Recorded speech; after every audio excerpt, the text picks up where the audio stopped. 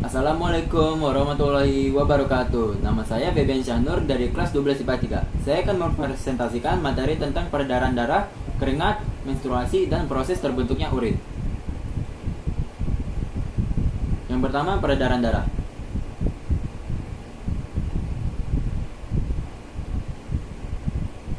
Sistem peredaran darah adalah peristiwa yang mengedarkan darah dari jantung ke seluruh tubuh, atau dari jantung ke paru-paru lalu ke jantung kembali. Jantung kita bagi menjadi 4. Bagian pertama adalah serambi kiri, kedua bilik kiri, ketiga serambi kanan, keempat serambi kiri. Serambi kiri jantung berfungsi untuk menerima darah bersih dari paru-paru yang ditunjang oleh anatomi jantung bernama serambi kiri. Darah bersih merupakan darah yang mengandung oksigen yang masuk ke serambi kiri melalui pembuluh balik atau vena pulmonasil. Serambi kanan jantung berfungsi untuk menerima darah kotor dari vena serta memompa balik ke bilik kanan. Bilik kiri jantung ini berfungsi untuk memompa darah bersih ke seluruh tubuh. Bagian yang berada di bawah serambi kiri yang dipisahkan oleh katup mitral ini merupakan bagian jantung yang paling tebal. Otot pada bilik kiri jantung akan membesar dan mengeras ketika tekanan darah meningkat. Bilik kanan jantung berfungsi untuk memompa darah kotor ke paru-paru agar karbon dioksida dapat diganti dengan oksigen melalui pernapasan. Agar lebih mudah kita menjelaskannya, kita ubah menjadi seperti gambar di sebelah kanan ini. Pertama-tama, darah dimulai dari serambi kiri membawa banyak oksigen melewati pembuluh darah terbesar, yaitu aorta. Setelah itu melewati nadi atau arteri, lalu masuk ke dalam tubuh melalui kapiler atau pembuluh sangat kecil yang terhubung ke organ, lalu melalui kapiler lagi melalui vena balik ke serambi kanan. Lalu darah dari serambi kanan masuk ke dalam paru-paru melalui arteri pulmonalis. Pulmonalis adalah paru-paru keluar melalui vena pulmonalis masuk kembali ke serambi kiri membawa banyak CO2. Sekarang kita lihat anak dari ilustrasi tadi. Ternyata dia keringatan. Bagaimana proses terbentuknya keringat? Proses terbentuknya keringat dimulai dari hipotalamus memiliki koneksi ke sistem saraf otonom dan dapat mengirim sinyal untuk pengeluaran keringat.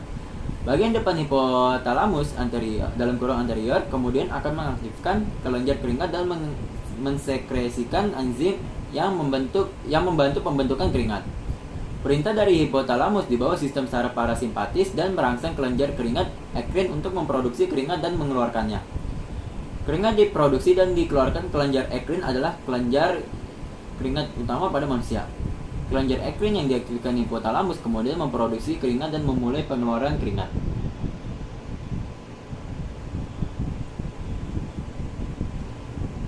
Nah, sekarang ini adalah tabel menstruasi. Yang pertama, fase menstruasi. Jika pada fase menstruasi tidak terjadi pembuahan sel telur oleh sel sperma, lapisan dinding rahim endometrium yang mengandung pembuluh darah, sel-sel dinding rahim, dan lendir akan lurus dan keluar melalui vagina. Fase menstruasi dimulai sejak hari pertama siklus menstruasi dimulai dan bisa berlangsung selama 4-7 hari. Kedua, fase folikular. Fase folikular berlangsung sejak hari pertama menstruasi hingga memasuki fase ovulasi. Pada fase ini, ovarium atau indung telur akan memproduksi folikel yang berisi sel telur.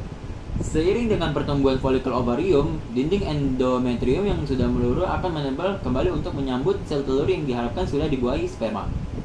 Ketiga, fase ovulasi. Fase ovulasi dikenal juga dengan masa subur wanita. Pada fase ini, folikel yang diproduksi ovarium akan melepaskan sel telur untuk dibuahi. Sel telur yang telah matang akan bergerak melalui tuba falopi dan menuju ke rahim.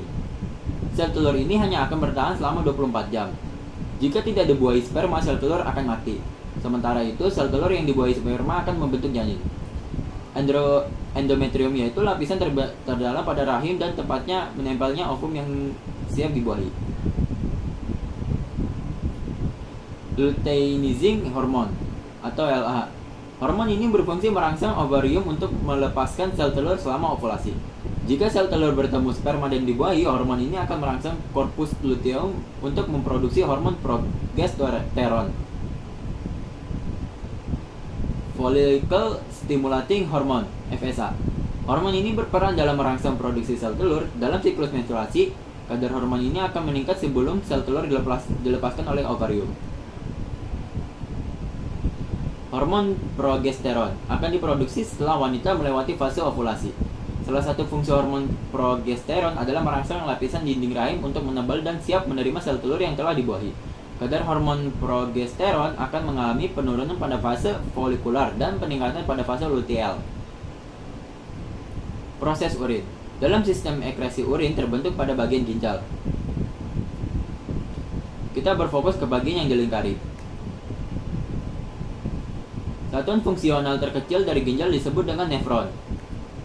Proses pembentukan urin dimulai dengan filtrasi.